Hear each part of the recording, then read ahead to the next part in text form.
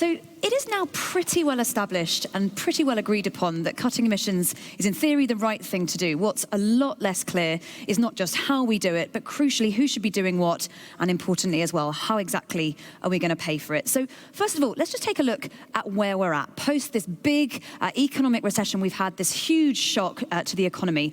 Has it left us with emissions that are higher or lower than what they were before the pandemic? Well, the answer is so-so. As you can see there, the pink line is the UK average. So the average emissions were ever so slightly below what they were, that 100% line in 2019. And we've plotted on a couple of key sectors there. And as you can see, the general story is that, yes, there were a bit of fluctuations, particularly there in the spring when we came out of lockdown, the economy all reopening.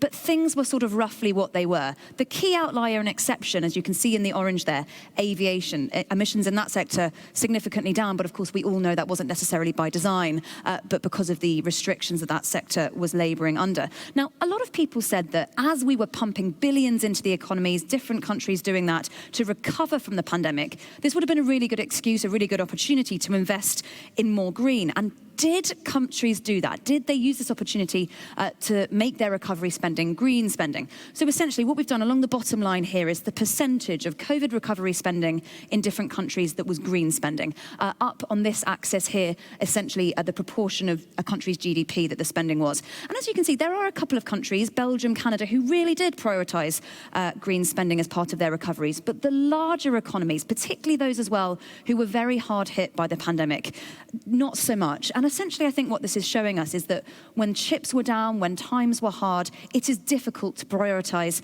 this type of spending. And perhaps that's not hugely surprising, because we know this stuff is expensive. We know it is really, really difficult. And I want to just show you this, just to give a bit of an insight about just how difficult and just how expensive it might be. This is the UK's sort of domestic carbon emissions going back to 1990. As you can see, they're going down. We know that the targets are to hit net zero by 2050. But just look at this. When we add in the emissions that comes just from the import of goods, so that part of domestic trade, hugely higher, probably hugely harder to bring down. And we have to ask ourselves, after a summer of supply chain problems, the importance that we're placing on global trade right now, are we going to have the stomach to really radically overhaul that system, and how are we going to do it? It's going to be very, very difficult indeed. So who is doing what? Well, what this is showing you is the percentage of companies, cities, states and regions and countries who have actually made net zero promises so far. So 61% of countries have made some sort of net zero promise.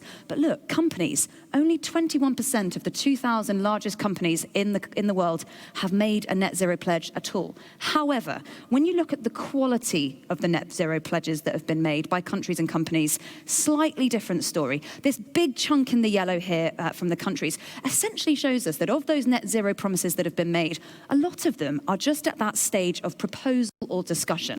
However, companies, when they have made a zero promise, much more likely to be in the purple there, in policy document, in strategy, essentially a sense that if a net zero promise is made by a company, it's being taken a little bit more seriously.